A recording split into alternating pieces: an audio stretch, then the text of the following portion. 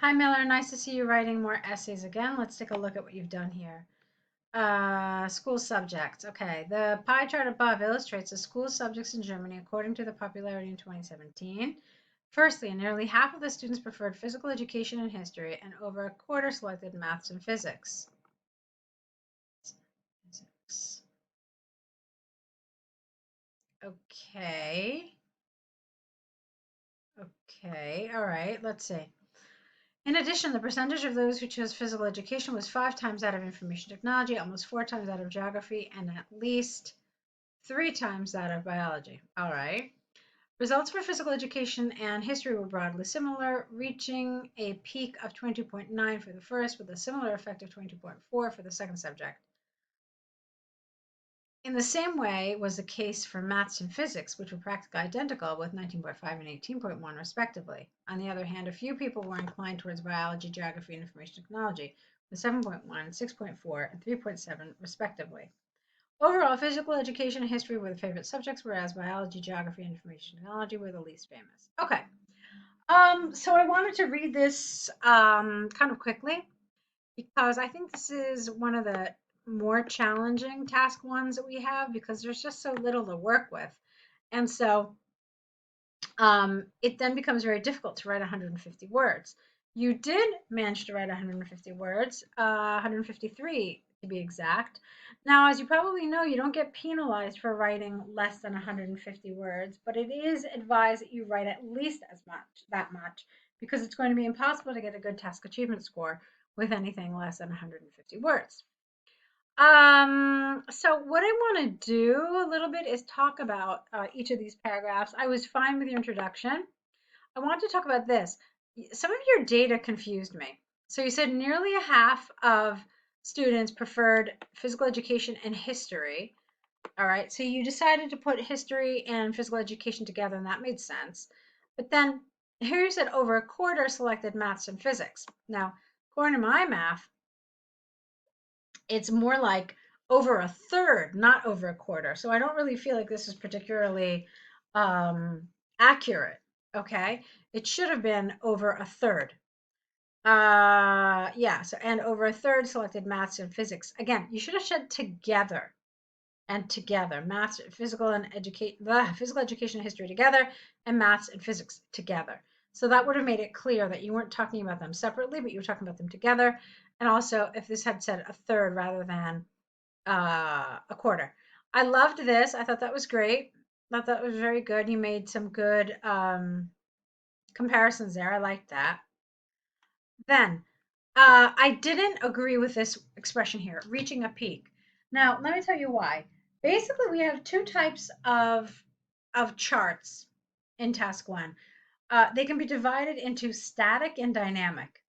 What we mean by dynamic is that you see change over time. So maybe you've got a year, maybe you've got like 10 years, maybe, but in any case, you see the course of something over time. And these are called dynamic charts because they show change. They are dynamic. On the other hand, we also have static charts where there is no change. There is no multiple years, multiple months, multiple whatever. Instead, what you have is a static image, what I like to call a photograph of a moment in time. Okay, and that's what you have here.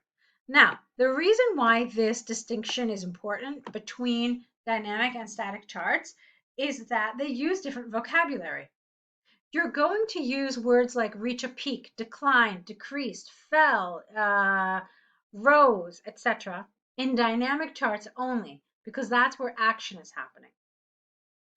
In static charts, you need to use different vocabulary. So you need to use the language of comparison. Was twice as high as, was 5 times more than, had a threefold difference, or things like this, okay? So it's incorrect to say reaching a peak. What you could have said was something else like with a high of 22.9. Okay, that would have been all right. Or results for physical education and history were broadly similar. Or you know what, with the highest popularity of 22.9. And then here you could have said for the former and then for the latter. That would have been a nice expression. All right, that's some nice IELTS language to use. And then I thought this was kind of awkward in the same way was a case for maths and physics. Um, you know what it sounds to me like? It sounds like something that sounds really good in other languages. Because I know that, like in my second language, I hear it, I translate it, and I'm like, yeah, it makes sense. But in English, it doesn't really. So be careful with that. It's the kind of expression, it's the kind of expression that just doesn't translate well into English. So you could have said, such was the case with maths and physics. That would have been okay. And then yes, and then fine. Let's see. All right, and then the rest was fine. I had no problems with it. Okay, so just those few things. So it's a nice task one overall, but again, there were some little things that needed to be dealt with. Let's take a look now at your task two. Online communication becoming more common. Okay. So experts throughout both the developing and developed world have debated whether online communication in workplace should be preferred instead of face-to-face meetings. This essay will discuss both sides using examples from the UK government and Oxford University to demonstrate points, prove arguments. Okay, I'm fairly certain we've talked about this before. I don't want you to tell me that you're going to discuss both sides. Please don't do that. Why? Because you can see that the question has asked you very directly a very specific question. Do the advantages outweigh the disadvantages? So, are you going to talk about both sides? Yes, of course you are. You have to in order to establish if the advantages outweigh the disadvantages. However, you need to answer this question and you need to answer in your introduction. If you're aiming for a band 7 or higher in task achievement, then you must make sure that your position is clear throughout the essay. Throughout means from the beginning to the end. So, the best way to do that is to make sure you've answered this question in your introduction. Okay, so this kind of thing is fine only when it has a discuss the advantages and disadvantages. If it asked you that, then you'd be fine. But here they've asked you something far more specific. And so you have to address it head on. It could have just been, I believe that, or in my opinion, while face-to-face meetings are still necessary, by and large, the shift towards online communication has helped facilitate efficiency in the workplace. Okay, so someone like that would be perfect. All right, let's keep going. On the one hand, ample evidence supports the idea of enhancing workplace productivity with virtual meetings. The central reason behind this is twofold. Firstly, it avoids the drawbacks of expending many hours in transportation from home to work. And secondly, online connections allow the worker to be in more meetings than the usual face-to-face fashion could permit.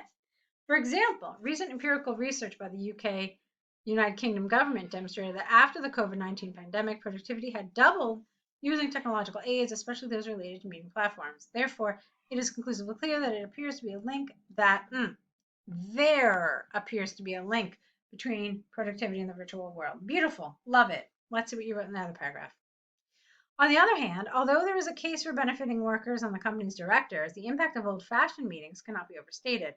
That is largely because they allow the speakers to be sincerely connected. For example, an extensive study by Oxford University showed that despite the productivity increases related to using the Zoom meeting application in companies, at least 76% of people miss formal gatherings. Consistent with this line of thinking, the same study showed how many accounts and deals were signed mainly in personal meetings. Thus, it's possible to state that beyond a doubt, you're missing an A here. Is also state. Okay. Thus, it is possible to state beyond doubt that face-to-face meetings may facilitate fluency in business and human contact. Okay. From the arguments and examples given, I firmly believe that although virtual meetings could be convenient and eventually an appropriate option for many contexts, face-to-face meetings are non-replaceable for high-level scenarios in daily life. It is predicted that human contact is going to be needed in the future despite the significant advances in technology. Okay. Great. You can see that I got through it really quickly. I didn't really have any problems. There were some very minimal mistakes in terms of grammar, really minor things. So overall, it's really well written. Let's talk about this. Online communication is more common than face-to-face meetings. Do the advantages outweigh the disadvantages? Now, reading this, I felt like you were telling me the following. These are the positives of online communication. These are the positives of, wait, what did I say? Let me try that again. So these are the positives of online communication. These are the positives of face-to-face communication. So my feeling is that you oversimplified the question. The question did not ask you to talk about the advantages of online communication and the advantages of face-to-face meetings. Let's look at it again. Online communication is more common than face-to-face meetings. So this is the given. We're doing a lot more of this online stuff than we are meeting in person. Okay, so that's the scenario there. They're just assuming is fact. Do the advantages of this outweigh the disadvantages? So you really have to figure out the advantages of what? The fact that online communication is more common. Okay, so what this really is supposed to be, it's supposed to be an essay about the advantages of online communication, the prevalence of it. Okay, so you're supposed to be talking about the advantages of the prevalence of online communication compared to the dwindling face-to-face meetings, and then the disadvantages of this compared to the dwindling face-to-face meetings. Does that make sense? So it's really supposed to be about online communication. And then while you're analyzing the advantages of online communication and the disadvantages, you're also supposed to be making some comparisons to face-to-face meetings. Okay, does that make sense? So what I'm trying to tell you is that the essay is actually a little more nuanced than you probably suspected. And this is the case with a lot of IELTS task twos. I see it all the time, believe me, where candidates oversimplify the question, not really realizing that the question that IELTS has asked you is something far more specific. Okay, so what I want you to do moving forward is I want you to take a couple of minutes before you start writing to tackle the question, make sure you absolutely have understood what it is they're asking you. Because like I said, this is a little more complex than what you probably thought it was. All right. On the whole, though, I'm really happy with your set. I thought you did a nice job. The writing was very good. You saw that it flowed really nicely. So grammar, vocabulary, all that was lovely. But I do want you to think about all the issues regarding task achievement that we talked about. Okay. So go ahead and get started on your next set. I'll be looking forward to it. Good luck to you.